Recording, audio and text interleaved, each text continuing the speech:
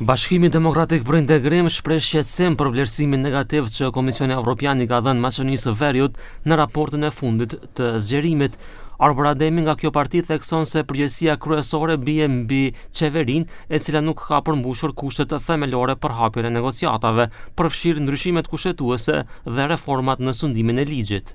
Një ndër pikat më kritike që thekson në raporti është dështimi për të realizuar ndryshimet kushtetuese, të cilët janë kusht i qartë i vendosur nga Këshilli Evropian.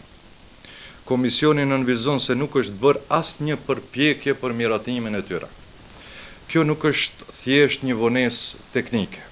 Kjo është shkelje një zotimi ndërkombëtar dhe dëmton seriozisht kredibilitetin e shtetit para partnerëve tanë evropian. Ndryshimet kushtetuese varen kryesisht nga VMRO-DPMNE për shkak të numrit të deputetëve që ka kjo parti.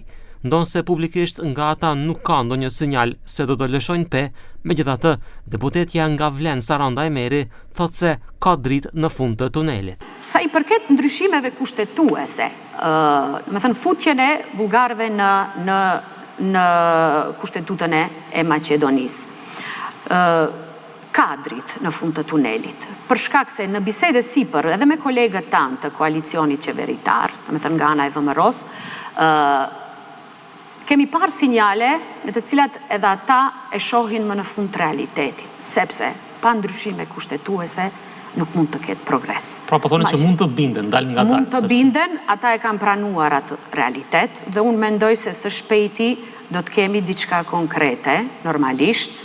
Tani është çështje e tyre e brendshme se si do ta menaxhojnë këtë, mirë po disponimi në mesin e deputetëve të VMRO-s është ndryshe. Pranojnë realitetin se pa integrimin tonë në Bashkimin Evropian, Maqedonia nuk mund të ketë të ardhme. Ndryshe vetëm para disa ditëve kryeministri Mickovski përsëriti se çndrimi i qeverisë për vijat e kuqe në mosmarrveshjen me Bullgarinë mbetet i pandryshuar. Ai tha se është i gatshëm për bisedime, por jo për lëshime që sipas tij do të përbënin tradhti dhe kapitullim.